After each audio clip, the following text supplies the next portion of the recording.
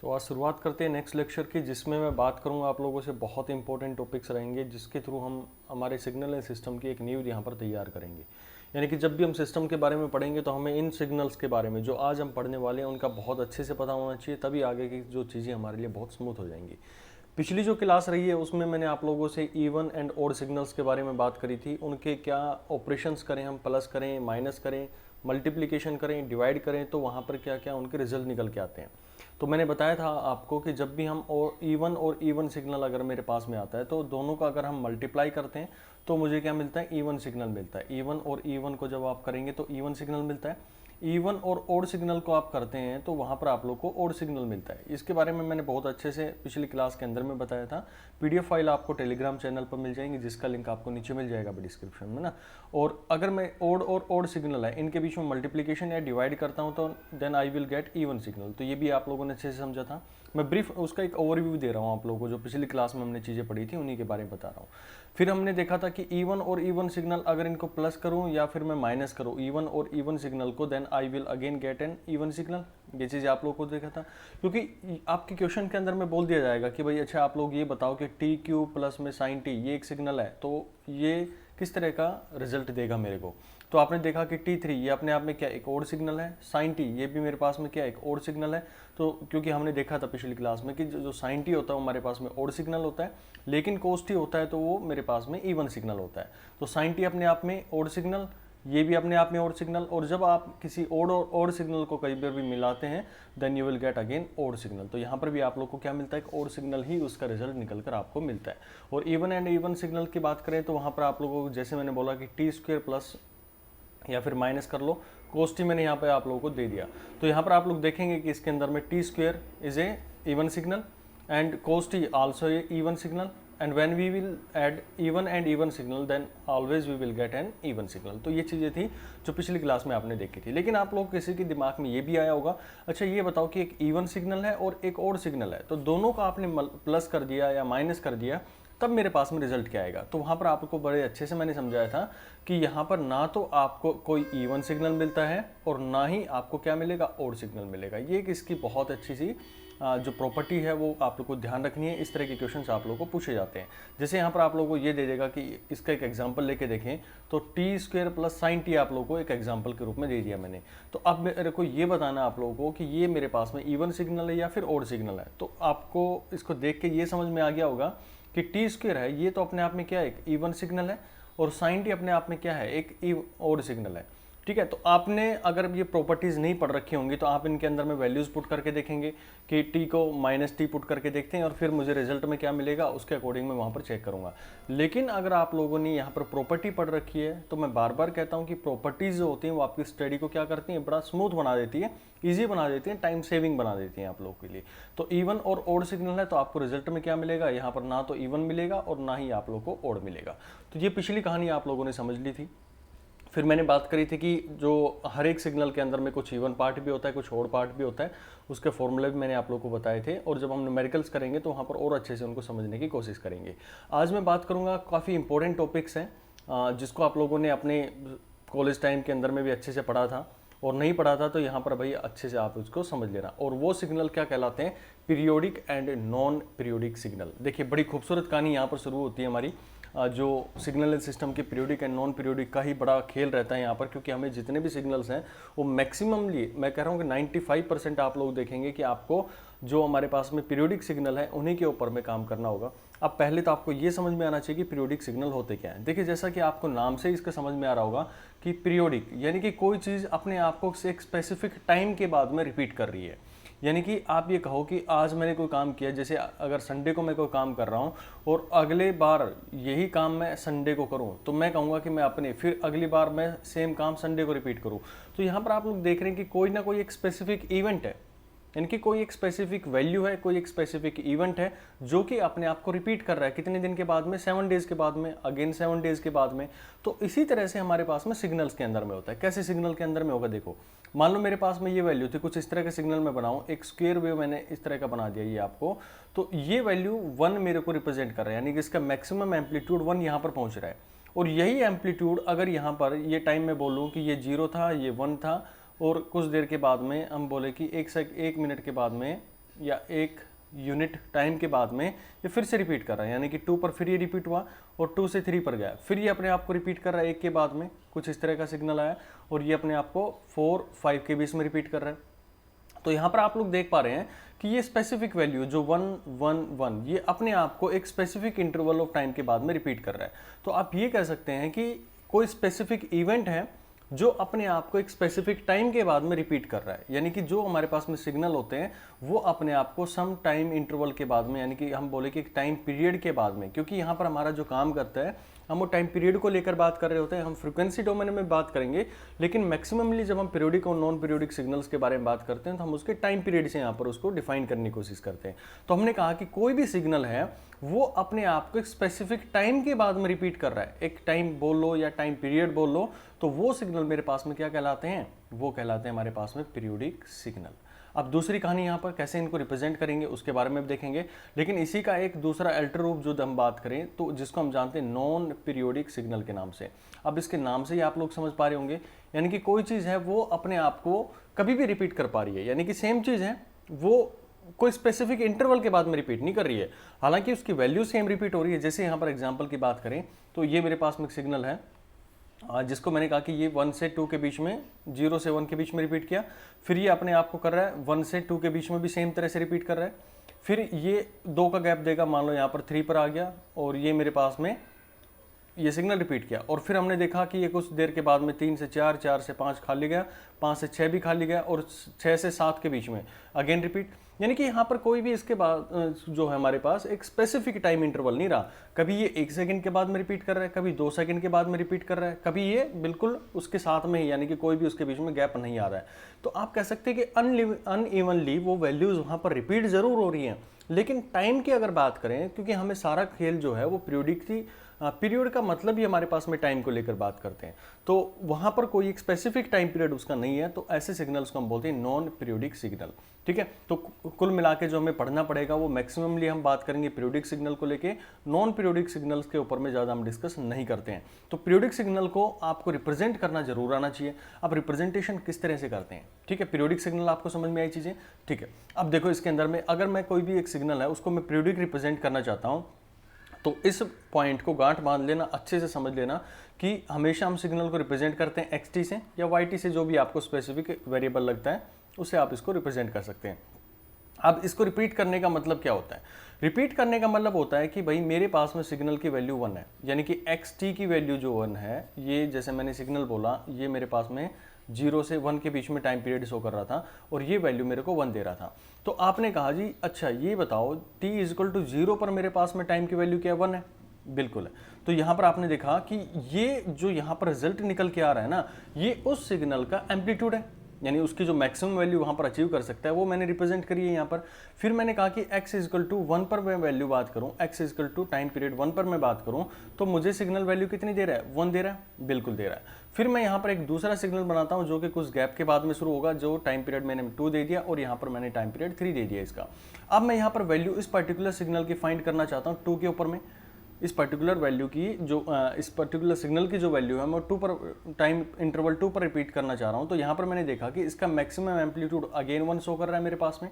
फिर मैंने 3 के ऊपर में इसको चेक किया, x = 3 के ऊपर में, तो यहाँ पर भी वैल्यू मेरे को 1 शो कर रहा है। यानी आप एक पैटर्न यहाँ पर समझ रहे होंगे कि जब भी हम यहाँ पर xt रिप्रेजेंट करते हैं और इसके आगे कोई स्पेसिफिक वैल्यू यहाँ पर डाल रहे होते हैं, इसका मतलब होता है कि वहाँ पर उसके एम्पलीट्यूड से मतलब है, यानी वो मैक्सिमम वैल्यू अपनी कितनी अचीव कर पा रहा है। जैसे यहाँ पर 1 की बात करी तो यहाँ पर इसने कितना मैक्सिमम एम्पलीट्यूड अचीव कर लिया वो यहाँ पर रिप्रेजेंट कर रहा है। x2 पर मेरे पास में कितनी वैल्यू थी, 1 थी। x3 पर मेरे पास में वैल्यू क्या थी, वो मेरे पास में 1 थी। यानी कि मैं जो वैल्यू यहाँ पर ले रहा हूँ, यानी कि ये वैल्यू मेरे को जहाँ पर मिल रही है एट टाइम इंटरवल t पर, अगर कुछ टाइम इंटरवल के बाद में, ध्यान से सुनना इस पॉइंट को, कुछ टाइम इंटरवल के बाद में सेम वैल्यू मेरे को मिल जाए तो मैं कहूंगा कि वो सिग्नल मेरे पास में क्या है, पीरियोडिक सिग्नल कहलाते हैं। अगर मैं कह रहा हूं कि एम्पलीट्यूड उसका सेम है तो यहां पर ये वैल्यू तो चेंज नहीं होगी इसका एम्पलीट्यूड, यानी कि x जो मेरे पास थी वो वैल्यू यहां पर रहने वाली है। कोई इसके साथ में नेगेटिव पॉजिटिव ये नहीं जुड़ेगा यहां पर, ना इसके साथ में कोई वेरिएबल जुड़ेगा, यानी कि 1, 4, 3 कोई कांस्टेंट मैं इसके साथ में नहीं जोड़ूंगा। और ये मेरे पास में सिग्नल सेम रहना है तो x मेरे पास में एज इट इज रहेगा, इसके साथ में ब्रैकेट हम डालेंगे क्योंकि मेरे पास में टाइम इंटरवल t पर जो वैल्यू थी मुझे कुछ देर के बाद में या कुछ देर पहले मुझे वो रिपीट करवानी थी, तो यहां पर हम एक टाइम इंटरवल डाल देते हैं जिसको हम प्लस भी कर सकते हैं या माइनस भी कर सकते हैं। जैसे मैंने कहा कि मेरे पास में जो वैल्यू थी 9 बजे जो सिग्नल था वो रिपीट कर रहा है मेरे पास में 9:05 पर, और मैं चाहता हूं कि वही सिग्नल मेरे पास में 8:55 पर भी वही रिपीट हो। तो भाई मैं क्या करूंगा, इस 9 बजे के टाइम इंटरवल में, यानी कि टाइम मेरे पास में 9 बजे का है, ये टी अगर मेरे पास में 9 बजे का है तो उसमें 5 मिनट ऐड भी कर सकता हूं और 5 मिनट माइनस भी कर सकता हूं, तो भी मेरे को वही सिग्नल की वैल्यू मिले। तो हम कहेंगे कि मेरे पास में सिग्नल ने क्या किया, एक पीरियोडिसिटी दिखाई है, यानी कि सेम इंटरवल के बाद में वो अपने आप को रिपीट करने की कोशिश कर रहा है। ठीक है, तो यहां पर आप लोगों ने देखा टी प्लस माइनस आप बोल सकते हैं टी नोट, ये एक टाइम पीरियड मेरे पास में होगा जिसको स्पेसिफिक टाइम के नाम से हम जानेंगे, फंडामेंटल टाइम पीरियड के नाम से हम जानेंगे अभी। और क्योंकि ये तो एक बार का रिपीट हुआ, अब ये वैल्यू मान लो मेरे पास में 9:05 पे हुई थी, अब यही वैल्यू मेरे पास में सेम वैल्यू जो है वो 9:10 पे रिपीट हो रही है, और यही वैल्यू मेरे पास में एज इट इज मेरे को मिली होगी जब 8 बजकर मेरे पास में जो 50 मिनट रहे होंगे। यानी कि कहीं ना कहीं ये जो मेरे पास में फंडामेंटल टाइम पीरियड आ रहा है, यानी कि 5 मिनट का जो मेरे पास में आ रहा है, जो 5 मिनट यहां पर आपने शो करी है, उसका एक इंटीजर मल्टीपल आ रहा है। कहीं ऐसा तो मैंने नहीं किया ना कि 9:07 में उस सिग्नल को रिपीट किया, या यहां पर मैंने कहा कि ये 8:57 पर इसने रिपीट किया, यानी 57 मिनट पर मेरे पास में रिपीट किया। चलिए एक और देखते हैं इस केस के अंदर में। मैंने कहा जी ये सिग्नल मेरे पास में रिपीट कर रहा है 9:15 पे, यानी कि 9:15 पर मेरे पास में सिग्नल रिपीट हुआ, तो 9 बजे से पहले भी तो रिपीट हुआ होगा। अगर यहां पर ये मैं बोलूं कि 8:45 पर ये रिपीट हुआ था, फिर ये 8:50 पर रिपीट हुआ, फिर यही सिग्नल मेरे पास में, यही वैल्यू, सिग्नल रिपीट होने का मतलब है कि वही एम्पलीट्यूड की वैल्यू उसके पास में 8:55 पर भी आई, और वही उसके एम्पलीट्यूड की वैल्यू मेरे पास में 9 बजे भी आई है। 9 बजे को मैं एक रेफरेंस मान के चल रहा हूं जिसमें से मुझे प्लस और माइनस करने हैं। यहां पर मैंने 9 कर दिया और ये मेरे पास में 9:05 हो गए। फिर 9:10 पर भी सेम सिग्नल वैल्यू आई, 9:15 पर भी मेरे पास में 15 जो वैल्यू सेम आई है। देखिए छोटी छोटी बातें हैं ये, आप लोग को थोड़ा सा ये लग रहा होगा कि इतनी डेप्थ में यहां पर क्यों जा रहा हूं मैं, क्योंकि दोस्त मेरे जितने भी हमने सिग्नल सिस्टम लोगों को पढ़ाया है तो उनको मैक्सिमम टाइम यहीं पर समझने में दिक्कत आती है कि जो उनकी हमने क्वेरीज देखी हैं, तो उनको प्रॉब्लम यही आती है कि उनको अच्छे से पीरियोडिक और नॉन पीरियोडिक सिग्नल समझ में नहीं आ पाते, जिसकी वजह से कैसे उनको रिप्रेजेंट किया जाता है वही चीज़ें उनके दिमाग में हवा बन के रह जाती हैं, और बाद में उनको फिर वो एक लूप होल तैयार कर देती हैं, जिसके कारण आगे की चीज़ें उनको समझ में नहीं आ पाती है। ठीक है, तो आपको अच्छे से समझना है। मेरा मेन मोटिव यहाँ पर आप लोगों को समझाने था कि टी नोट टाइम तो आपने बोल दिया जी 5 मिनट पर यहाँ पर रिपीट हुआ सिग्नल, यानी कि वो वैल्यू चेंज हुई, लेकिन वो 10 पर भी तो रिपीट हो रही है, वो 15 पर भी तो रिपीट हो रही है, यानी कि कहीं ना कहीं आपने यहाँ पर एक कंक्लूजन निकालने की कोशिश करी है। यानी कि जो टाइम पीरियड यहाँ पर था मेरे पास में टी नोट, यानी कि जिसकी वैल्यू मेरे पास में 5 था,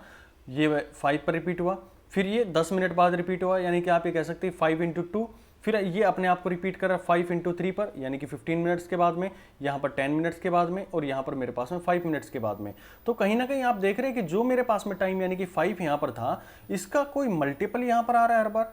1 2 3, यानी कि मल्टीपल यहाँ पर रिप्रेजेंट कर रहा है। यानी आप यहाँ से कंक्लूड कर सकते हैं कि जब भी मेरे पास में अगर सिग्नल रिपीट कर रहा होगा तो एक टाइम पीरियड होगा टी नोट, जो यहाँ पर इस पर्टिकुलर केस के अंदर में हमारे पास में कितना है 5 है। ठीक उसी तरह से यहाँ पर 55, 50 और 45 मिनट्स के अंदर में देखेंगे तो वहाँ पर भी यही आ रहा होगा 5 × 1, 5 × 2 और 5 × 3, इसी तरह का मल्टीपल आ रहा होगा। यानी कि हर केस के अंदर में जो हमारे पास में फंडामेंटल टाइम पीरियड आपने लोगों ने लिया है, जिस फंडामेंटल टाइम पीरियड का मतलब है कि वो स्मॉलेस्ट, वो सबसे छोटे से छोटा टाइम, वो सबसे छोटे से छोटे पॉजिटिव टाइम की वैल्यू, क्योंकि टाइम हमारे पास में नेगेटिव नहीं होगा, 5 मिनट 10 मिनट 15 मिनट कुछ भी हो सकता है, 1 मिनट कुछ भी हो सकता है, तो उसका स्मॉलेस्ट वैल्यू, टाइम पीरियड का स्मॉलेस्ट वैल्यू, या फिर हम बोले कि एक फिक्स वैल्यू जिसके बाद में हमारा सिग्नल क्या कर रहा है, रिपीट कर रहा है। अगर उस पर्टिकुलर बेस पर मैं खड़े होकर देखूंगा तो मुझे ये लगेगा कि उस टाइम पीरियड का एक मल्टीपल चल रहा है, ये 5 चला, फिर 10 चला, फिर मेरे पास में 15 चला, यानी कि मल्टीपल 1, मल्टीपल 2, मल्टीपल 3, किसका, फंडामेंटल टाइम का। तो यहां पर आप डाल सकते हैं एक वैल्यू n, यानी कि ये n मेरे पास में क्या होगी, इसको आप जानेंगे इंटीजर वैल्यू के नाम से। क्या नाम रहेगा इसका, इंटीजर वैल्यू। तो अब कुल मिला के आपको अगर एक फंडामेंटल सिग्नल मेरे पास, जो मेरे पास में पीरियोडिक सिग्नल लिखना आ जाए। हाँ, दूसरी चीज यहां पर आप लोग को ध्यान रखनी है कि ये जो टाइम पीरियड है ना, इसको आप ना तो 0 के बराबर पुट कर सकते हैं, और ना ही इसको आप इन्फिनिटी के बराबर पुट कर सकते हैं। यानी कि कोई सिग्नल है वो इनफाइनाइट टाइम के बाद में रिपीट कर रहा है, तो मैं उसको नहीं बोलूंगा कि मेरे पास में पीरियोडिक सिग्नल है। या फिर मेरे पास में कोई सिग्नल है जो t=0 यानी कि तुरंत आया और जबकि जब चला गया, यानी कि कुछ इस तरह का सिग्नल आप बात करो कि जैसे ये मेरे पास में सिग्नल है, ये कुछ इस तरह का रिपीट हो रहा है, तो हम इसको भी बोल सकते हैं कंटिन्यूस सिग्नल है। ये पीरियोडिक नहीं है, ये कंटिन्यूस सिग्नल मेरे पास में रिपीट हो रहा है, यानी कि जो वैल्यू है वो मेरे पास में क्या हो रही है, वो यहाँ पर कांस्टेंट बनी हुई है। तो टाइम=0 भी आपको नहीं रखना है और ना ही आपको टाइम=इन्फिनिटी रखना है। ये दो चीजें आप लोगों को इसके अंदर में ध्यान रखनी कि कभी भी इन वैल्यूज के लिए हम सिग्नल को पीरियोडिक है या नॉन पीरियोडिक है डिफाइन नहीं कर सकते। तो अब यहाँ पर रिप्रेजेंटेशन करने का तरीका क्या हो सकता है, तो आप ये बोल सकते हैं कि जो मेरे पास में xt वैल्यू होगी, अगर यहाँ पर सिग्नल t+n/t0 इस फॉर्म में आपको दिखता है, यानी कि उस पर्टिकुलर टाइम के बाद में वो अपने आप को रिपीट कर रहा होता है, तो आप बोलेंगे कि वहां पर क्या है, मेरे पास में पीरियोडिक सिग्नल रिप्रेजेंटेशन हो रहा है। फॉर एग्जाम्पल मेरे पास में अगर सिग्नल मैं कुछ इस तरह का रिप्रेजेंट करूं कि एक मैं यहाँ पर ये ट्रायंगुलर सिग्नल बना देता हूँ, ये ट्रायंगुलर सिग्नल मैंने बना दिए और कुछ इस तरह का इसके अंदर में मैंने नाम दे दिया ट्रायंगुलर सिग्नल, और ये वैल्यू सारी इक्वल हैं भाई। यहाँ पर ना आप लोग इसको मान के चलेंगे कि ये सभी वैल्यूज़ की कितनी एम्पलीट्यूड 1 मैंने यहाँ पर रिप्रेजेंट करने की कोशिश करी है। अगर ये मेरे पास में बोलूँ कि ये टाइम पीरियड है इसका 0 से 1 2 3 4 5, यहाँ पर आप लोग देखेंगे तो ये जो सिग्नल है, ये पर्टिकुलर जो सिग्नल है, अगर ये मेरे पास में 0 से 1 के बीच में रिपीट हो रहा है, तो यही सिग्नल की वैल्यू मेरे पास में 1 से 2 के बीच में रिपीट हो रही है। यहाँ पर भी मेरे पास में वैल्यू 2 से 3 के बीच में रिप्रेजेंट हो रही है, 3 से 4 के बीच में भी सिग्नल अपने आप को रिपीट कर रहा है, 4 से 5 के बीच में भी सिग्नल अपने आप को रिपीट कर रहा है। तो आप बोलेंगे कि यहाँ पर जो इसका टाइम पीरियड होगा, अगर मैं बोलूँ कि फंडामेंटल टाइम पीरियड की बात करूँ, तो फंडामेंटल टाइम पीरियड आप बता सकते हैं क्या मेरे पास में होगा। तो यहाँ पर आप कहेंगे जी ये सिग्नल तो 0 से 1 के बीच में भी रिपीट कर रहा है, 1 से 2 के बीच में भी रिपीट कर रहा है और 3 से 4 के बीच में रिपीट कर रहे हैं। यानी कि यहाँ पर आप देखेंगे कि फंडामेंटल टाइम पीरियड जो है वो मेरे पास में 1 आ गया, यानी कि हर 1 सेकंड के बाद में सिग्नल अपने आप को रिपीट कर रहा है। अब कुछ एक के दिमाग में ये आया होगा, अच्छा ये सिग्नल तो आपने बता दिया, ये भी तो हो सकता था कि मैं इन दो का बंच एक साथ लेके चलता, जो 0 से 2 वाला सिग्नल है वो और 2 से 4 के बीच वाला सिग्नल है, ये भी तो अपने आप में सेम जो तरीका है। अगर मैं इस सिग्नल को यहाँ पर रिप्रेजेंट करूँ तो ये जो सिग्नल था, ये बंच था, यही तो यहाँ पर भी तो रिपीट हो रहा था इसके बीच में, फिर यही सिग्नल यहाँ पर रिपीट हो रहा है, यानी कि मैं 2 का बंच ले लूँ, बिल्कुल यहाँ पर कर सकते हैं। अब किसी के दिमाग में आया होगा नहीं जी हम तो 3 का बंच लेंगे, ले लो भाई ये 3 वाला बंच ले लो, आप ये उठा लो ये सिग्नल, फिर एक यहाँ पर और बना देते हैं ये सिग्नल, ये भी तो अपने आप में रिपीट कर रहा है, बिल्कुल कर रहा है भाई, मैंने मना नहीं किया आप लोगों को। यहाँ पर ये 1 सेकंड के बाद में रिपीट कर रहा था, पहला जो सिग्नल था जब हम एक एक सिग्नल को लेके चले थे, फिर मैंने क्या कहा था कि 2 सेकंड के बाद में भी रिपीट कर रहे हैं, फिर हमने जो 3 के बंच उठाए यहाँ पर, तो 3 सेकंड के बाद में भी सेम सिग्नल वहाँ पर रिपीट हो रहा है। अब जाओ मेरे पास में जो अभी कहानी मैंने आप लोगों को बताई थी कि FTP यानी कि फंडामेंटल टाइम पीरियड, इसकी क्या डेफिनेशन आप लोगों को दी थी मैंने, बिल्कुल सही समझे होंगे आप लोग कि जो मिनिमम से मिनिमम टाइम होता है, मिनिमम से मिनिमम टाइम होता है जिसका इंटीजर मल्टीपल वहां पर रिपीट हो रहा होता है, तो उसी को हम बोलते हैं कि मेरे पास में फंडामेंटल टाइम पीरियड। ओके, तो यहां पर आप लोग समझ गए होंगे कि ये मेरे पास में अगर 1 है तो इसको 1 से मल्टीप्लाई करेंगे, इसको भी 1 से मल्टीप्लाई करेंगे, इसको भी 1 से मल्टीप्लाई करेंगे, यानी कि फिक्स टाइम मेरे पास में 1 आ गया, 1 1 1, जो कि हमारे पास में फंडामेंटल टाइम पीरियड का काम करेगा। और इसका मैं इंटीजर मल्टीपल कर पा रहा हूं तो भी मेरे पास में सिग्नल क्या है, रिपीट कर रहा है। यही एक बड़ी खूबसूरती होती है जो हमारे पास में पीरियोडिक सिग्नल होते हैं कि आप किसी भी इंटीजर से मल्टीप्लाई करके देख लो, 4 से मल्टीप्लाई कर लो, 5 से मल्टीप्लाई कर लो उसके टाइम पीरियड को, तब भी वो सिग्नल मेरे पास में रिपीट करेगा। यानी कि 1 का बंच उठा लो, आपने देखा जी नहीं, एक सेकंड बाद देखता हूँ और फिर मैं देखता हूँ 4 सेकंड के बाद में, फिर देखता हूँ मैं 5 सेकंड के बाद में, फिर देखता हूँ मैं 8 सेकंड के बाद में, तो मैं देखूंगा कि अगर मेरा सिग्नल 1 4 और मेरे पास में 7 पर एग्जैक्ट सेम वैल्यू मेरे को शो कर रहा है, तो मैं कहूंगा कि मेरे पास में सिग्नल क्या है, पीरियोडिक है। यानी कि किसी भी टाइम पे उठा के देख लो सिग्नल को, आपने कहा जी मैं यहाँ से वैल्यू चेक करना चाहूँगा, यहाँ से कर लो, यहाँ से यहाँ तक की वैल्यू देख लो, ये भी आपका सेम है, यहाँ से और यहाँ तक की वैल्यू चेक कर लो, ये वाला पॉइंट, तब भी आपको सेम वैल्यू मिलेगी। फिर किसी ने कहा नहीं मैं यहाँ से और इस पॉइंट की वैल्यू देखूंगा, बिल्कुल यहाँ से देख लो, तब भी मेरे पास में आप लोग टाइम पीरियड फाइंड करेंगे तो भी 1 सेकंड आपको मिलने वाला है। यानी कि इस तरह के सिग्नल्स को हम क्या बोलेंगे, मेरे पास में पीरियोडिक सिग्नल के नाम से हम जानते हैं। ओके, तो ये मेरे पास में इसका फंडामेंटल टाइम पीरियड क्या होगा, यहाँ पर 1 इसको आप रिप्रेजेंट करेंगे। अब इसके ऊपर में बहुत सारे क्वेश्चन आप लोगों को पूछे जाते हैं जो कि आपके एग्जाम के अंदर में क्या पूछेगा कि कोई भी सिग्नल दे देगा और वहां से आपको फंडामेंटल टाइम पीरियड निकालने के लिए आपसे पूछा जाता है। अब जैसे एक एग्जाम्पल के रूप में मैं बात करूँ आप लोगों से एक छोटा सा एग्जांपल लेते हैं, फिर उसके बाद में हम इसके शॉर्टकट्स के ऊपर में बात करेंगे,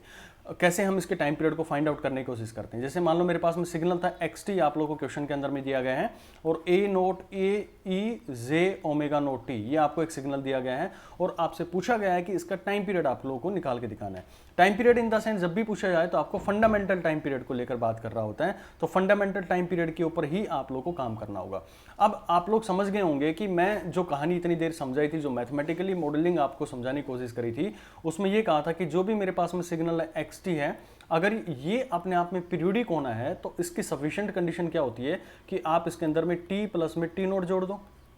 यानी कि ये पर्टिकुलर जो टाइम होगा मेरे पास में, जिसको आप फंडामेंटल टाइम पीरियड के नाम से जानते हैं, और n डाल दूंगा तो वो एक पूरा यूनिवर्सली आप उसको डिफाइन कर सकते हैं, जनरल रूप में आप उसको डिफाइन कर सकते हैं। मैं सिर्फ पहली बार कब रिपीट करेगा उसको लेकर बात कर रहा हूं, यानी कि n की वैल्यू यहां पर मैं 1 रखकर यहां पर चल रहा हूं आप लोगों के लिए। चलिए अब बात करें इस सिग्नल को, तो xt मेरे पास में सिग्नल क्या, a note E J omega naught T मेरे पास में आ गया। अब यही सिग्नल है तो उसमें मुझे यहां पर किसको चेंज करना है, उसके एम्पलीट्यूड को तो चेंज नहीं करना, यहां पर सिर्फ और सिर्फ चेंज क्या होगा, उसकी जो टाइम की वैल्यू है वो मेरे पास में चेंज हो जाती है। तो t equal to T naught मेरे पास में था, तो सिग्नल तो यही है मेरे पास में a note E J omega note, और टाइम मेरे पास में क्या हो जाएगा, जो टाइम पहले t हुआ करता था वो यहां पर डिफाइन कर देंगे t प्लस में t नोट से, यहां पर मैं उसको डिफाइन कर दूंगा। अब देखो जो कट रहा है उसको काट लो, यहाँ से a नोट से a नोट मेरे पास में कट हो गया, और फाइनली जो यहाँ पर आप लोग को मिलने वाला है वो मिलेगा ई जे ओमेगा टी, ई जे ओमेगा टी, फिर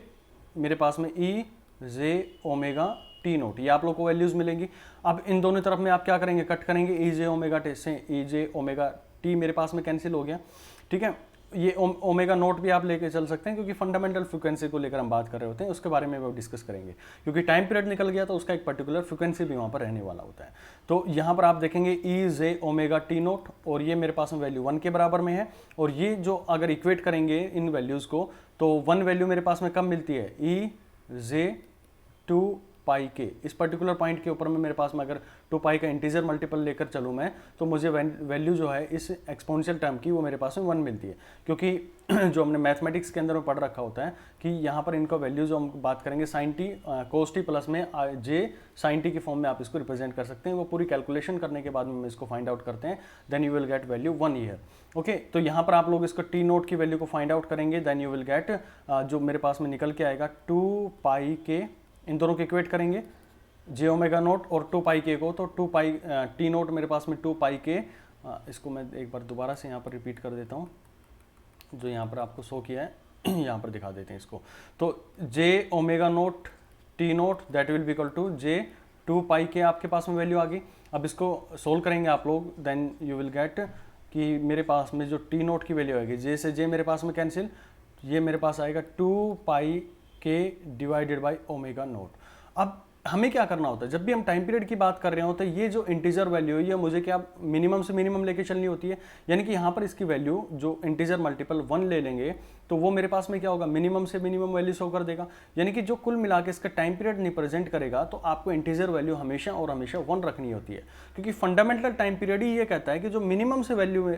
वैल्यू मेरे को मिल सकती है वो आपको रिप्रेजेंट करनी है। हाँ, 0 और इन्फिनिटी आपको नहीं रखे देखना इसके अंदर में, then you will get value मेरे पास में 2 pi divided by omega naught आपको यहाँ पर मिल जाएगा। यानी कि इसका पर्टिकुलर इस सिग्नल का अगर आपसे कोई भी क्वेश्चन के अंदर में ये पूछे कि इसका फंडामेंटल टाइम पीरियड बताओ, then you will find 2 pi omega naught आपको इसका आंसर रिप्रेजेंट करना है। ठीक है, अब देखो कुछ और क्वेश्चंस हैं जिसको हम डिस्कस कर लेते हैं। ये क्वेश्चन आई होप आपको समझ में आया होगा कि कैसे हमें कन्वेंशनली इसकी अप्रोच करनी होती है। अगर आपकी आईएएस वगैरह के एग्जाम में जिसमें आपको राइट करना होता है तो वहां पर इस तरह के क्वेश्चन पूछ ले जाते हैं, तो आपको यही प्रोसीजर इसके अंदर में फॉलो करना है कि दोनों सिग्नल के अंदर में ये आपको रख के देखना है टी नोट की वैल्यू उस पर्टिकुलर के अंदर में, और फिर आप उसको ओपन करेंगे, then you will cancel out the value and by equating the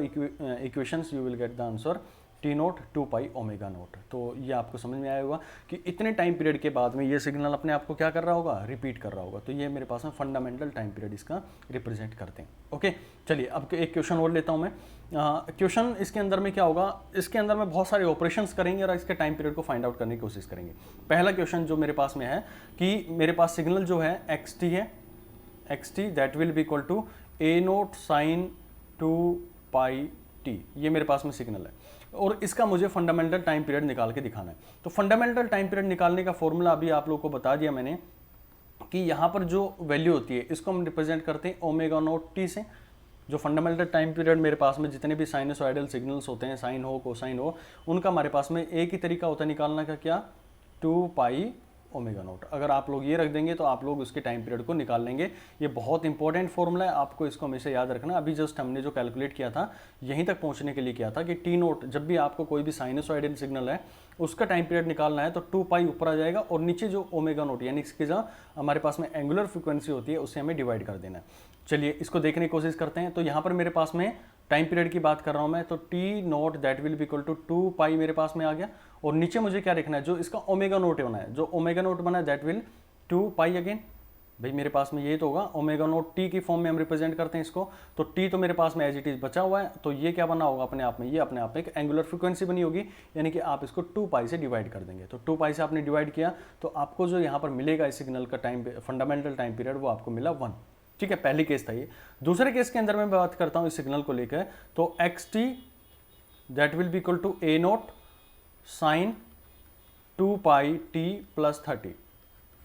यहाँ पर आप लोगों ने देखा। अब इसका टाइम पीरियड निकालने की कोशिश करिए। छोटी छोटी चीजें हैं जो आपको ध्यान रखनी है। अब क्वेश्चंस के अंदर में बिल्कुल सिंपल तरीके से नहीं देगा, मैं आपको एक एक स्टेप ऊपर उठाने की कोशिश कर रहा हूँ इसके अंदर में। तो यहाँ पर आप इसका टाइम पीरियड निकालने की कोशिश करें, देन यू विल फाइंड कि आपको टाइम पीरियड निकालने का जो थंब रूल है वो पता है, T naught that will be equal to 2 pi omega naught से करना है। तो 2 पाई मैंने एज इट इज रखा। अब मुझे क्या सर्च करना है, मुझे सर्च करना है कि मेरे पास में ओमेगा नोट क्या है। तो ओमेगा नोट का मैंने आपको एक थंब रूल बताया था कि जो भी मेरे पास में टी के साथ में वैल्यूज लिखी हैं, ये मेरे पास में टी के साथ में वैल्यू रखी है, वही मेरे पास में ओमेगा नोट होगा। तो ये बताओ भाई इसका क्या यूज हो गया फिर 30 डिग्री। इसका हमारे लिए कोई यूज नहीं रहेगा यहाँ पर, क्योंकि मुझे मेन मोटिव जो मेरे पास में सिग्नल को रिपीट करने वाला है वो या तो उसकी फ्रीक्वेंसी होती है या फिर उसके टाइम पीरियड से मतलब होता है। हमें उसके जो एंगल है या फेज है उससे मतलब नहीं होता है, वो सिर्फ उसके शुरुआत होने का तरीका बताते हैं। जब भी हमारे पास में कोई फेज डिफरेंस आता है वो सिर्फ और सिर्फ ये बताता है कि वो उसकी शुरुआत कहाँ होगी। मान लो पहले उसकी सिग्नल की शुरुआत कुछ इस तरह का था,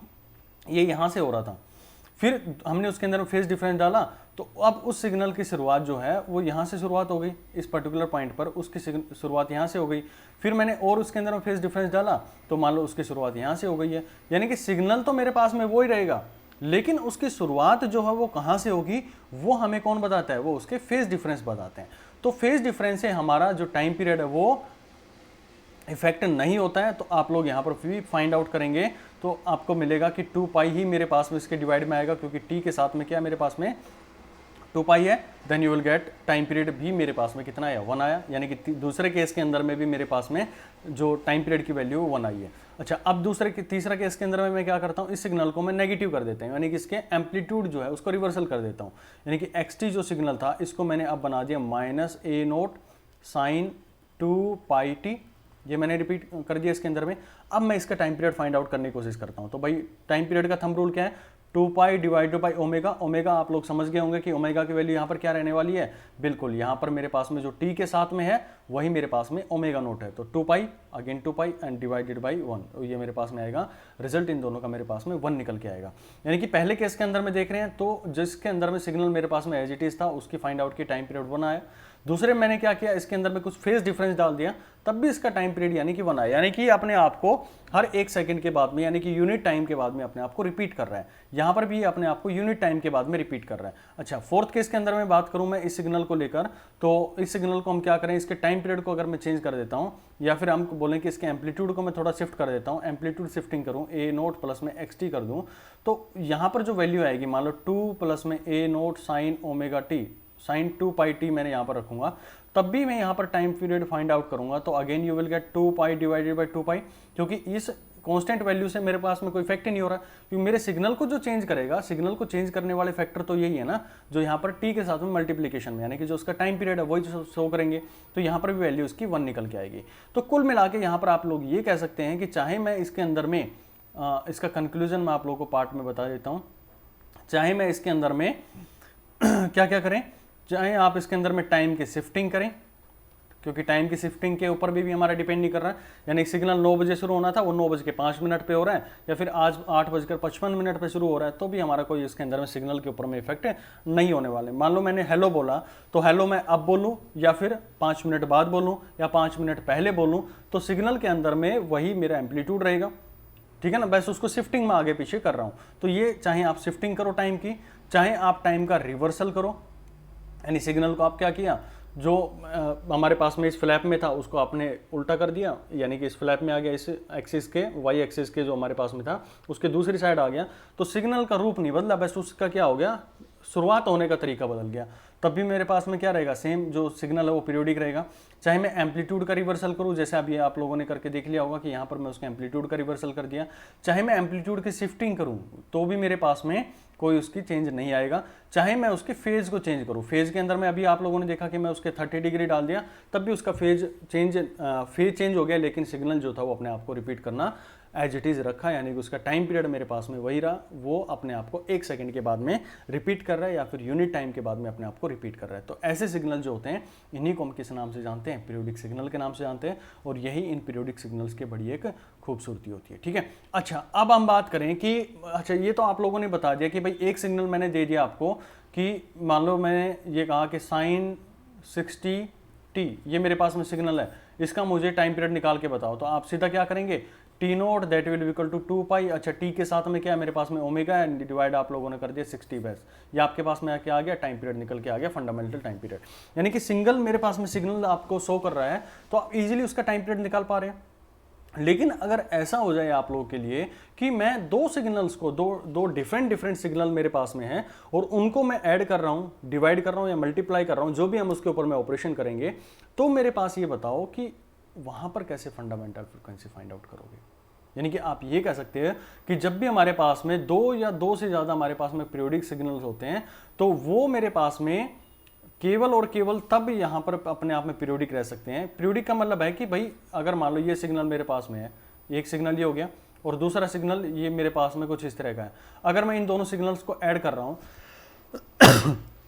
ये अपने आप में पीरियोडिक है, ये भी अपने आप में पीरियोडिक है, इसका भी अपना एक टाइम पीरियड है, इसका भी अपना एक टाइम पीरियड है, T01 और T02। तो ये सिग्नल जब आपस में कंबाइन होंगे तो इनका एक कॉमन जो मेरे पास में टाइम पीरियड निकल के आएगा। अब वो टाइम पीरियड भी हम निकालेंगे, लेकिन आपको ये देखना है कि क्या ये इन दोनों का सम होगा। जो क्वेश्चंस आप लोगों से किसी भी कॉम्पिटिटिव एग्जाम के अंदर में डेफिनेटली पूछे जाते हैं, तो वहां पर ये पूछेगा कि भाई ये दो सिग्नल हैं ये पीरियोडिक हैं या नहीं है।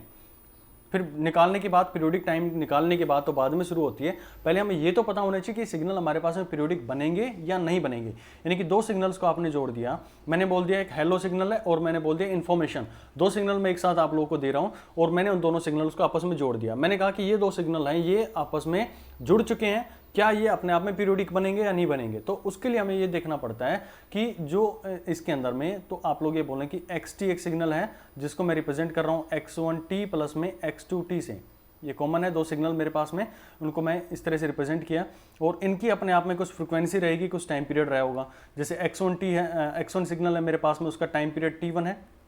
जो फंडामेंटल टाइम पीरियड है, उसकी फ्रिक्वेंसी f1 है और एंगुलर फ्रिक्वेंसी उसकी ω2 है, ठीक है। और दूसरा मेरे पास में x2 है, तो x2 को हम रिप्रेजेंट करेंगे, इसके अंदर में फंडामेंटल टाइम पीरियड t2 है, इसकी फ्रिक्वेंसी f2 है और इसका एंगुलर फ्रिक्वेंसी मेरे पास में t2 है, सॉरी ω2 है। अच्छा, थोड़ा सा मैं आप लोगों को एक ब्रीफ और ओवरव्यू दे देता हूँ यहाँ पर कि कुछ एक का एक डाउट था कि ये बताओ कि एंगुलर फ्रिक्वेंसी और टाइम पीरियड इनके अंदर में क्या फ़र्क होता है। देखो भाई, एक सिंपल सा ग्राफ मैं आप लोगों को यहाँ पर शो कर देता हूँ इसके अंदर में, चलो यहाँ पर दिखा देते हैं कि मान लो मेरे पास में एक सिग्नल है जो यहाँ से कुछ इस तरह से चल रहा है, भाई ये अपने आप को रिपीट कर रहा है यहाँ तक, इस पर्टिकुलर पॉइंट तक के अंदर में मैं लेके चलूँ। इसको थोड़ा और क्लियर करते हैं। ये मान लो मेरे पास में सिग्नल है, ये यहाँ से यहाँ तक पहुँचा और ये टाइम पीरियड जो था ये 1 सेकेंड मैंने इसको रिप्रेजेंट किया, ये 1 सेकेंड अपने आप में रिप्रेजेंट हो गया। तो ये सिग्नल कि कितनी कंप्लीट साइकिल मेरे पास में 1 सेकेंड के अंदर में हो रही है, यानी कि ये कितनी बार अपने साइकिल को कंप्लीट कर रहा है, पूरी कंप्लीट साइकिल कर रहा है, हाफ साइकिल कर रहा है या 1/4 अपने पास में साइकिल कर रहा है। यानी कि जो भी हमारे पास में जितनी बार सिग्नल जो है वो रिपीट हुआ है 1 सेकेंड के अंदर में, तो वो हमारी क्या कहलाती है, फ्रिक्वेंसी कहलाती है। यानी कि यहाँ पर आप कहोगे तो इसकी फ्रिक्वेंसी 1 हर्ट्ज है। अगर मैं दूसरे केस के अंदर में बात करूँ, 1 सेकंड का ही टाइम पीरियड लूँ तो यहाँ पर मैंने देखा कि इस 1 सेकंड के अंदर में ये सिग्नल कितनी बार, ये साइकिल कितनी कंप्लीट हुई, 1, ये पूरा सिग्नल 1, फिर मेरे पास में ये इस पॉइंट से इस पॉइंट तक चला 2, फिर ये 3, फिर 4, ये 5, यानी कि 5 बार ये सिग्नल मेरे पास में क्या 5 साइकिल कंप्लीट हुई है। तो आप बोलेंगे कि 5 हर्ट्ज इसकी फ्रिक्वेंसी आ गई। अच्छा, अब इस केस के अंदर में क्या होगा कि ये सिग्नल कुछ इस तरह का चला और ये यहाँ पर मेरे पास में रुक गया। तो आप देखेंगे कि एक साइकिल कंप्लीट, ठीक है, दूसरा मेरे पास में ये दूसरी साइकिल कंप्लीट हो गई है, फिर तीसरी साइकिल, चौथी, पांचवी, छठी, और यहाँ पर ये इसके देखेंगे कि ये हाफ साइकिल कंप्लीट हुई है, यानी कि 6.5 हर्ट्ज इसकी फ्रिक्वेंसी होगी। तो ये मेरे पास में जो डोमेन होती है इसको हम बोलते हैं फ्रिक्वेंसी डोमेन के नाम से हम जानते हैं कि यानी कि उसकी फ्रिक्वेंसी यानी कितनी बार वो 1 सेकंड के अंदर में रिपीट हो रहा है, कितनी साइकिल्स उसकी कंप्लीट हो रही है 1 सेकंड के अंदर में उसकी फ्रिक्वेंसी से रिप्रेजेंट करते हैं। अब बात करें एंगुलर फ्रिक्वेंसी को लेके, तो एंगुलर फ्रिक्वेंसी का मतलब होता है कि अगर मैं इसको एंगुलर यानी कि कुछ इस तरह से घुमा रहा हूं, इस साइकिल को अगर मैं रिप्रेजेंट करने की कोशिश करूं, ये जो साइकिल है पहला हाफ यानी कि ये 180 डिग्री यहां तक पहुंची। अब यहां पर हमने क्या किया, टाइम डोमेन के अंदर में तो हम क्या कर रहे थे, इसको टाइम के नीचे लेके जा रहे थे, यानी कि जो हमारे पास में एम्पलीट्यूड था उसका नेगेटिव लेके जा रहे थे। अगर मैं यहाँ एंगुलर के अंदर में देख रहा हूं तो एंगल्स के थ्रू हम इसको चेक कर रहे होते हैं। दिखने में तो हमारे पास में ये 180 कवर कर गया, फिर ये अगेन 180 यहाँ से लेके यहाँ तक कवर कर रहा है, यानी कि ये मेरे पास में 180 ये कवर कर रहा है। तो ये मेरे पास में क्या होता है, एक साइकिल के अंदर में 2 पाई जो है रेडियन यहाँ पर मूव कर रहा होता है। तो जब हम इसको फ्रिक्वेंसी डोमेन के अंदर में देखेंगे तो हमारे पास ये हो गया, और जो हमारे पास में एंगुलर डोमेन यानी कि ओमेगा डोमेन के अंदर में देखेंगे तो हमें इस तरह से देखना होता है, उसके एंगल से मतलब होता है। यहाँ तक इसने, यहाँ पर हम एम्पलीट्यूड दिखा रहे हैं, ये इतना एम्पलीट्यूड गया, इसका मान लो 1 2 3 4 गया। यहाँ पर अगर इसके देखें नीचे तो ये नेगेटिव के अंदर में एम्पलीट्यूड जा रहा होगा इसका, तो यहाँ पर उसके एम्पलीट्यूड से मतलब होता है हमारा। और जब हम इसका फेजर बोल लो या एंगुलर जो डिस्प्लेसमेंट है वो बोल लो, तो आप यहाँ पर उसको शो करेंगे तो यहाँ पर उसके एंगल से मतलब होता है। यानी कि आप देखें कि इस पर्टिकुलर पॉइंट के ऊपर में जब ये पहुंचा सिग्नल, तो ये अपना ग्राफ कहाँ बना रहा होगा, ये अपना ग्राफ इस पर्टिकुलर पॉइंट पर बना रहा होगा। तो मैं यहाँ पर इस ग्राफ के अंदर में भी देख के बता सकता हूँ कि जब ये वैल्यू मान लो A B C ये पॉइंट्स थे, तो ये मैं A B C D ये इस तरह के, और ये मान लो दोबारा से मैं E पॉइंट यहाँ पर दे रहा हूँ, और ये A B C D E, तो यहाँ पर आप देख के ये बता सकते हैं कि उसकी फेज के अंदर में कितना चेंज आ गया होगा। तो इसके अंदर में पहले कितना था, 180 डिग्री आया, फिर जब ये D पर पहुंचा तो 90 डिग्री और ऐड हो गया। तो 90 डिग्री ऐड होने से उसको क्या पता, अब यहाँ से हमें डायरेक्ट नहीं दिख रहा कि 90 डिग्री उसके अंदर में ऐड हो गया। हम यहाँ पर मान के चल रहे हैं कि ये मेरे पास में अगर ये पूरा 180 है तो यहाँ तक का हाफ होगा, और हाफ के अंदर में 90 ऐड हो रहा है। तो D पर जब पहुंचा होगा तो 180 ऑलरेडी कवर कर चुका होगा,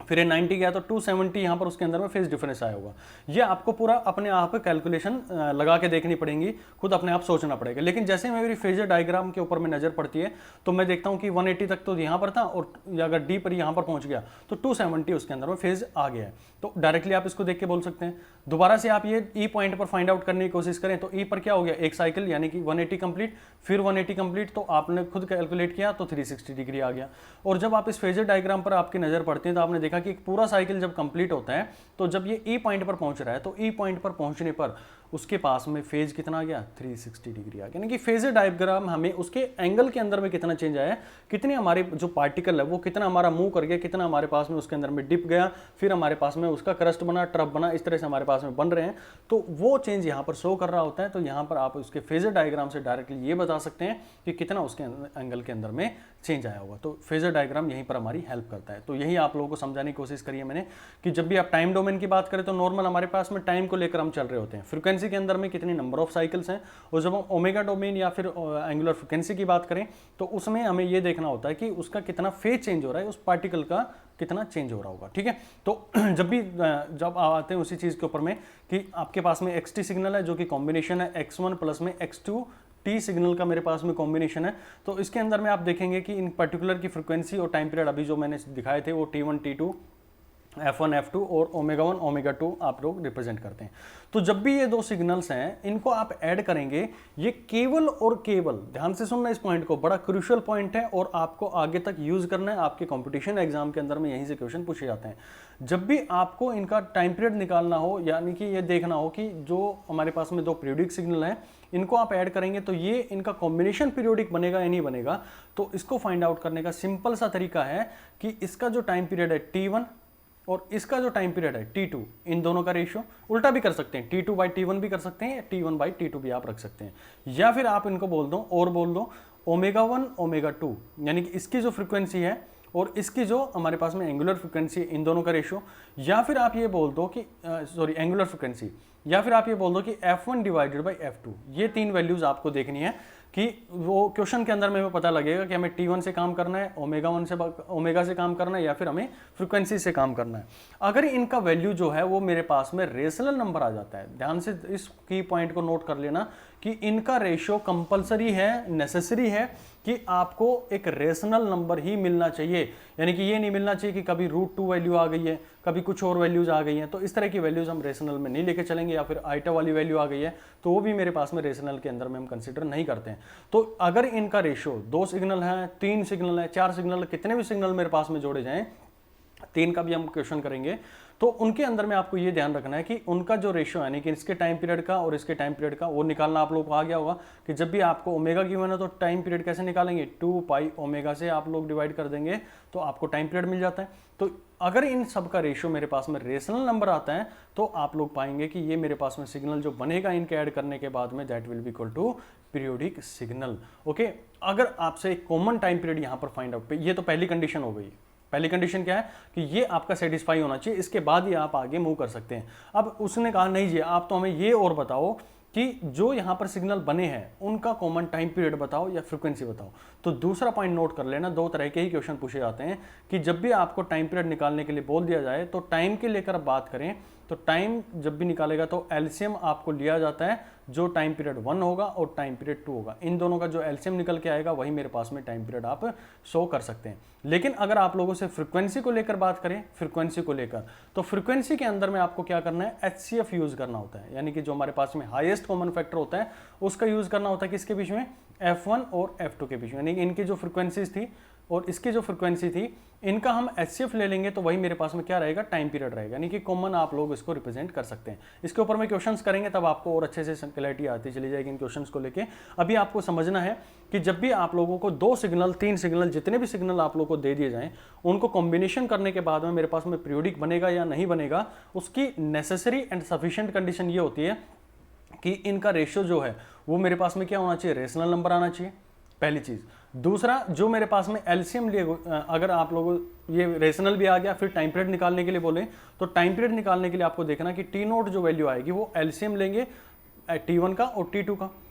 यानी कि इसके टाइम पीरियड का और इसके टाइम पीरियड का, तो एलसीएम चलेगा। अगर फ्रीक्वेंसी की बात कर रहा है तो फ्रीक्वेंसीज के अंदर में आपको एचसीएफ यूज करना है। क्या रीजन होता है वो भी हम समझने की कोशिश करेंगे कि हम यहाँ पर एलसीएम लेते हैं, एचसीएफ लेते हैं, और क्या हम इन चीज़ों को बाईपास भी कर सकते हैं और डायरेक्टली कैसे कैलकुलेट करेंगे उसको देखेंगे शॉर्टकट्स के थ्रू। ठीक है, तो ये सफिशिएंट कंडीशन आप लोग इसके अंदर में नोट कर लेंगे। अब मैं कुछ क्वेश्चन आप लोग को सोल्व करवाता हूँ यहाँ पर, जो कि बहुत इंपॉर्टेंट है आपके एग्जाम पॉइंट ऑफ व्यू से। ये कहानी थी आपको कंसेप्चुअल तरीके से समझने की। अब बात करते हैं एग्जाम के अंदर में जो क्वेश्चन बनते हैं, जिनके ऊपर में न्यूमेरिकल्स बनते हैं, वो किस तरह के आपको एग्जाम के अंदर में देखने को मिलते हैं। चलिए, अब मैं क्वेश्चन ले रहा हूं। सबसे पहला क्वेश्चन मेरे पास में, आप खुद ट्राई करेंगे, पहले इसको पॉज करके वीडियो को।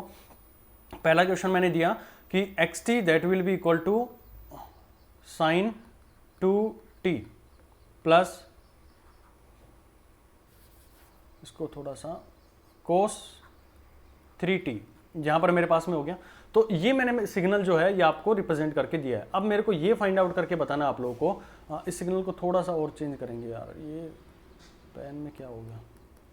चलो, ये मेरे पास में देखो, दोबारा से रिपीट कर रहा हूं, यहां पर साफ से लिखा नहीं गया, sin 2t प्लस में cos 3 पाई t, ये मेरे पास में सिग्नल है। आपको ये बताना है कि ये जो कॉम्बिनेशन है ये अपने आप में पीरियोडिक है या नहीं है। पहली चीज तो ये कि साइन सिग्नल है अपने आप में पीरियोडिक है, कोस सिग्नल है अपने आप में पीरियोडिक सिग्नल होता है। मैंने बताया था ना, साइन और कोसाइन सिग्नल जो होते हैं वो अपने आप में पीरियोडिक सिग्नल होते हैं। तो इनके इंडिविजुअल के ऊपर में आपको इतना काम नहीं करना है। अब मुझे जो काम करना है वो यहाँ पर आपको ये बताना है कि ये दोनों का जो कॉम्बिनेशन निकल के आएगा वो पीरियोडिक होगा या नहीं होगा, और होगा तो उनकी फ्रिक्वेंसी क्या रहेगी। चलिए देखते हैं, इस क्वेश्चन को अच्छे से सोल्व करते हैं। पहला क्वेश्चन मैं सोल्व करूंगा, अगले क्वेश्चन के ऊपर में आप अप्रोच करेंगे। तो यहाँ पर आप इसके टाइम पीरियड को फाइंड आउट करें। सबसे पहले सफिशिएंट कंडीशन याद करो, मैंने कहा था कि T1 डिवाइडेड बाई T2, ये अगर, या फिर ω1 डिवाइडेड बाई ω2, या F1 डिवाइडेड बाई F2, ये अगर इनका रेशियो मेरे पास में रेशनल आता है, तब आप कह सकते हैं कि मेरे पास जो रिजल्ट निकल के आएगा वो क्या निकलेगा,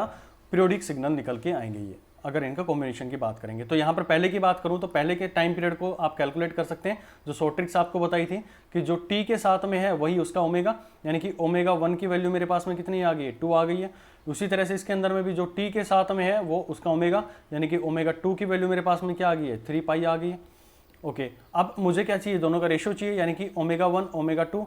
T1 मेरे पास में नहीं है तो मैं डायरेक्टली इसको भी यूज कर सकता हूं, क्योंकि मेरे पास में इक्वेट करने के तरीके 3 हैं। चाहे टाइम पीरियड को लेकर बात करूं, चाहे ओमेगा को लेकर बात करूं, या फिर फ्रीक्वेंसी को लेकर बात करें, तो omega 1 divided by omega 2 that will be equal to 2 divided by 3 pi. तो आप बताओ कि ये रेशनल है या इरेशनल नंबर है, क्योंकि यहाँ पर मेरे पास में पाई आ गया, then you will find this is irrational. ये मेरे पास में क्या रह गया, इरेशनल निकल के आएगा इनका रिजल्ट। तो इरेशनल निकल के आ गया है, तो यहाँ पर आप लोग ये बोल सकते हैं कि ये जो सिग्नल मेरे पास में आएगा ये अपने आप में पीरियोडिक नहीं होगा। पीरियोडिक नहीं होगा तो क्या होगा, ये नॉन पीरियोडिक हो सकता है, या फिर कोई और इसकी फॉर्म यहाँ पर निकल के आ सकती है, उसके ऊपर में हम यहाँ पर कमेंट नहीं करेंगे। तो आप इतना यहाँ पर बोल सकते हैं कि मेरे पास में सिग्नल जो है वो नॉन पीरियोडिक होगा, या फिर यहाँ पर हम पीरियोडिकसिटी उसकी कैलकुलेट नहीं कर पाएंगे उसकी, कि कितनी देर के बाद में रिपीट कर रहा होगा। ठीक है, तो आपको आई होप ये चीज़ समझ में आएगी कैसे इन क्वेश्चंस को अप्रोच करते हैं। नेक्स्ट क्वेश्चन लेते हैं, जिसमें मैं बात करूंगा आप लोगों से सेकंड क्वेश्चन, या आप लोग खुद अटेम्प्ट करके देखेंगे पॉज करके इस वीडियो को, उसके बाद में मैं इसको सोल्व करवाऊंगा। X T that will be equal to sine 2 pi T plus cos root 2 pi T. अच्छा, तो इसके अंदर में आप इसको कैलकुलेट करके देखो, तो यहाँ पर आप लोग देखेंगे इसके अंदर में पॉज कीजिए वीडियो को और यहाँ पर सोल्व आउट करने की कोशिश कीजिए। तो omega 1 that will be equal to 2 pi, क्योंकि टी के साथ में जो वो उसका ओमेगा, टी के साथ में जो उसका ओमेगा, तो omega 2 that will be equal to root 2 pi आ गया मेरे पास में। और मुझे क्या करना है, इनकी वैल्यू को यहाँ पर कैलकुलेट करेंगे। तो ओमेगा 1 डिवाइडेड बाई ओमेगा 2, इसका रेशियो आप कैलकुलेट करेंगे, then you will find 2 pi divided by root 2 pi, pi से पाई कैंसिल हो गया। अगेन यहाँ पर मेरे पास में क्या आ गया, एक रूट वैल्यू आ गई है। तो ये भी अपने आप में क्या होते हैं, इरेशनल नंबर्स होते हैं। जब भी हमारे पास में रूट की वैल्यू आ गई है, पाई आ गया है, तो ये इरेशनल आएगा, यानी इन दोनों का जो रिजल्ट निकल के मेरे पास में आएगा दैट विल बी आल्सो एक इरेशनल नंबर। सो आप ये कह सकते हैं कि जो कॉम्बिनेशन यहाँ पर सिग्नल्स का बन रहा है दिस इज नॉन पीरियोडिक, यानी कि अपने आप में क्या है, ये पीरियोडिक नहीं रहेगा। ओके, वो कैसे कैलकुलेट किया वो हमने तरीके आप लोगों को समझाए यहाँ पर, कि कैलकुलेशन करने का तरीका यही होता है, उनके रेशियो जो नेसेसरी कंडीशन है सबसे पहले उसको सेटिस्फाई करेंगे। अगर वो सेटिस्फाई हो गई है तो वेल एंड गुड, नहीं हुई है तो हम क्या कहेंगे कि वो मेरे पास में क्या इरेशनल नंबर है और वो नॉन पीरियोडिक सिग्नल कहलाते हैं। ठीक है, चलिए नेक्स्ट क्वेश्चन देखते हैं। बहुत ही खूबसूरत क्वेश्चन है ये, जिसको अप्रोच करेंगे हम। क्वेश्चन नंबर 3 है ये, जिसमें मेरे को क्वेश्चन गिवन है X T that will be equal to sine 4 pi T plus में साइन 7 पाई टी। अब कुछ एक के दिमाग में यही से पता लग गया होगा भाई दोनों यहाँ पर क्या हो सकते हैं, आपको कैलकुलेशन भी नहीं करनी होगी, क्योंकि थोड़ा बहुत आइडिया लग गया होगा कि इसके अंदर में 4 पाई है और इसमें 7 पाई है, तो पाई से पाई कैंसिल हो जाएगा और इन दोनों का रेशियो एक रेशनल नंबर आएगा, यानी कि फाइनली वो 4/7 मेरे पास में आएगा, जो कि अपने आप एक रेशनल नंबर होगा। ठीक है, शॉर्टकट है ये, आपको टाइम सेव करते हैं किसी भी एग्जाम के अंदर में, तो आप इनका अप्रोच कर सकते हैं। तो साइन टी, और जिसको समझ में नहीं आएगा उसको मैं बता देता हूँ, ये ओमेगा 1 इसका 4 पाई है, इसका ओमेगा 2 मेरे पास में कितना होगा, ये 7 पाई, क्योंकि टी के साथ में जो वैल्यू वो अपने आप में ओमेगा होती है। तो omega 1 divided by omega 2 that will be equal to 4 pi divided by 7 pi, और रिजल्ट यहाँ पर जो आएगा दैट विल 4/7 मेरे पास में निकल के आएगा। तो 4/7 यहाँ पर आ गया है, this is a rational number, और रेशनल नंबर है तो मैं इसकी अब फंडामेंटल टाइम पीरियड की तरफ में अप्रोच करने की कोशिश करूँगा। अब क्योंकि हमें टाइम पीरियड निकालने का 2 तरीके मैं आप लोगों को समझाऊंगा, जो भी आपको बेटर लगे आप उसके थ्रू अपने क्वेश्चंस को अप्रोच करेंगे। तो रेशनल नंबर मेरे पास में आ गया, तो मैं यहाँ पर इसकी क्या करूँगा, जो टाइम पीरियड है वो हम इसका इजीली निकाल सकते हैं, क्योंकि मैंने बताई थी बात, यहाँ पर आपको ओमेगा 1 और ओमेगा 2 गिवन है, यानी कि आप जब भी आप हमारे पास में फ्रिक्वेंसी डोमेन के अंदर में गिवन हो तो आप उसके HCF को अप्रोच करते हैं, और जब भी आपके पास में टाइम पीरियड के अंदर में गिवन हो तो आप उसके जो टाइम है उनको अप्रोच करने की कोशिश करते हैं। ओके, तो HCF आप क्या फाइंड आउट करेंगे, इसका आपको ओमेगा नोट फाइंड आउट करना है। तो ओमेगा नोट आपको पता है कि आप HCF लेंगे किसका, जो हमारे पास में ओमेगा 1 और ओमेगा 2 है, इन दोनों का HCF ले लेंगे तो आपके पास में ओमेगा नोट आ जाएगा। तो HCF मैंने लिया ओमेगा 1 और ओमेगा 2, यानी कि 4 पाई और मेरे पास में 7 पाई है। तो हाईएस्ट कॉमन फैक्टर इन दोनों के अंदर में आप देखेंगे तो 1 ही आ रहा है, इससे फालतू तो सॉरी इसके अंदर में जो कॉमन फैक्टर आएगा वो मेरे पास में पाई आएगा, यहाँ पर पाई इन दोनों के अंदर में कॉमन है, और तो कोई नंबर इसके अंदर में कॉमन नहीं आ पा रहा है, तो आप कहेंगे कि ओमेगा नोट जो है मेरे पास में पाई वैल्यू आ गई है। लेकिन हमें जो क्वेश्चन के अंदर पूछा जाता है वो पूछेगा कि टाइम पीरियड बताओ, तो ओमेगा नोट आपको कितना है वो पाई पता लग गया है, और टाइम पीरियड और ओमेगा के अंदर में क्या रिलेशन बताई थी मैंने कि time period that will be equal to 2 pi divided by omega, ये रिलेशन आपको बताई थी। तो यहाँ पर आप लोग फाइंड आउट करेंगे तो 2 पाई और ओमेगा नॉट की वैल्यू क्या है मेरे पास में, यहाँ पर आप लोगों ने फाइंड की पाई है, तो पाई से पाई कैंसिल मेरे पास, तो टाइम पीरियड निकल के कितना आ गया, 2 निकल के आ गया। यानी क्वेश्चन का हमारे पास में आंसर क्या आएगा कि टाइम पीरियड इसका क्या रहने वाला है, 2 रहने वाला है। क्यों रहेगा, क्योंकि पहली चीज़ तो हमने देख ली कि भाई इसकी सफिशिएंट कंडीशन की रेशनल है, बिल्कुल रेशनल नंबर है। फिर हमें क्या करना था, इसका अप्रोच करना था, क्योंकि मेरे पास में ऑलरेडी जो टाइम इसकी ओमेगा थी वो गिवन थी, तो ओमेगा डायरेक्टली गिवन थे, तो मैं उनका हाईएस्ट कॉमन फैक्टर निकाल ले रहा हूँ। तो वहाँ से आप इसका कॉमन फैक्टर किया कि पाई में कॉमन आ रहा है और ओमेगा नोट की वैल्यू मेरे पास में पाई आ गई, लेकिन मुझे टाइम पीरियड पूछा गया था। तो टाइम पीरियड में मैंने कहा था ना कि थंब रूल आपको याद रखना है कि T naught that will be equal to 2 pi omega naught. ये रिलेशन आपको याद रखनी है, बार बार यूज होगी, ये पूरी सिग्नल सिस्टम के अंदर में यूज होती है, कम्युनिकेशन सिस्टम के अंदर में भी ये रिलेशन हमारी यूज होती है। तो टाइम पीरियड यहाँ से निकालोगे 2 पाई ओमेगा नोट, तो ओमेगा नोट की वैल्यू पाई पुट करेंगे तो आपके पास में जो रिजल्ट निकल के आएगा that will be equal to 2, यानी कि इसका जो रिजल्ट निकला वो मेरे पास में 2 निकल कर आ गया। चलिए अब दूसरा मेथड मैं आपको बताते हैं, फर्स्ट मेथड था, दूसरे मेथड की तरफ अप्रोच करता हूँ। उस मेथड को अप्रोच करने से पहले थोड़ा मैथमेटिक्स के ऊपर में मैं बात करता हूँ। तो मैथमेटिक्स मेरे को ये बोलता है कि अगर मेरे पास में कोई रेशनल नंबर आ गया, ये तो थे कि भाई मेरे पास में सिंगल डिजिट आपके पास में अलजेब्रिक फंक्शन आ जाए या कुछ इस तरह की वैल्यूज आ जाए तो आप उनका इजीली निकाल लेते हैं। लेकिन अगर रेशनल नंबर आ गए, यानी कि पी बाई क्यू की फॉर्म में आ गए, नहीं डिवाइड की फॉर्म में आ गए, तो पी बाई क्यू की फॉर्म में आ गए, तब आप इनको कैसे कैलकुलेट करते हैं, इनका एचसीएफ और एलसीएम कैसे लिया जाता है। तो ये आप लोगों ने मैथमेटिक्स के अंदर में पढ़ा होगा, और जो कंपटीशन की तैयारी कर रहे हैं उनको शॉर्टकट भी इस तरह के पढ़ाए जाते हैं। यानी कि जब भी आपको एचसीएफ लेना है किसी भी डिजिट का जो कि P1 बाई Q1 की फॉर्म में है और जो P2 बाई Q2 की फॉर्म में, यानी कि दो फंक्शन है, दो वैल्यूज हैं, उनका मुझे एलसीएम लेना है। जैसे एक एग्जांपल के रूप में बात करें